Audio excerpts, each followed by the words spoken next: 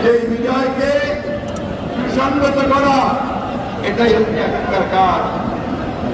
আমি বাংলাদেশ জাতীয় দলের সর্বস্তরের নেতা কর্মীদেরকে বারবার আমরা আহ্বান জানিয়েছি যে আপনারা সবাই শান্ত থাকবেন।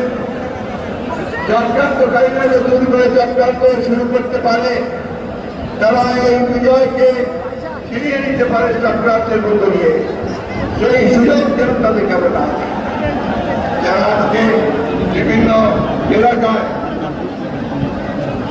বিভিন্ন শহরের বন্দরে যারা ভাঙচুর করছে, লুটপাট করছে, তারা কেউ আমাদের দলের লোক নয়। তারা কেউ এই সংগ্রামের ছাত্র দলের কেউ না, ছাত্রদের কেউ না।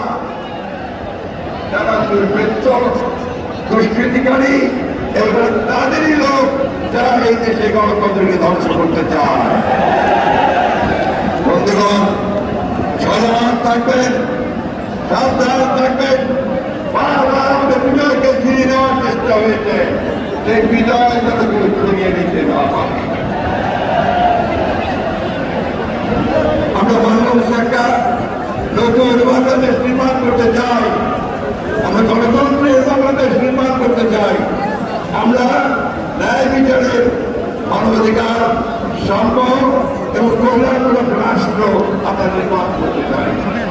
আমরা এ ব্যাপারে ছাত্রদের সঙ্গে সম্পূর্ণ একমত।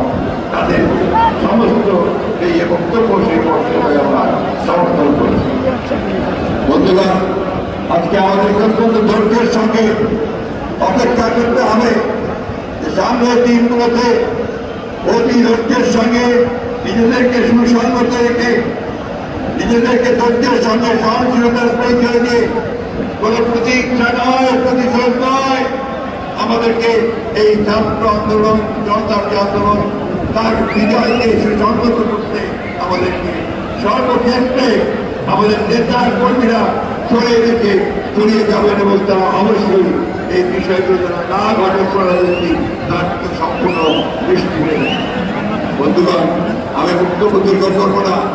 আমাদের নেতা, আন্দোলনের নেতা, যার নেতৃত্বে আমরা সংগ্রাম করেছি, তিনি বক্তব্য রাখবেন। ও একই সঙ্গে আজকে আমাদের দলের চেয়ারপারসন প্রায় 6 বছর কারান্তরে ছিলেন, অসুস্থ হয়ে পড়েছেন, এখনো তিনি অসুস্থ হয়ে আছেন, সুন্দর কথা বলতে পারেন। তাই আমি আপনাদের অনুরোধ করবেন যে আপনারা সঙ্গে ধৈর্য ধরে অপেক্ষা করবেন। একটা কথা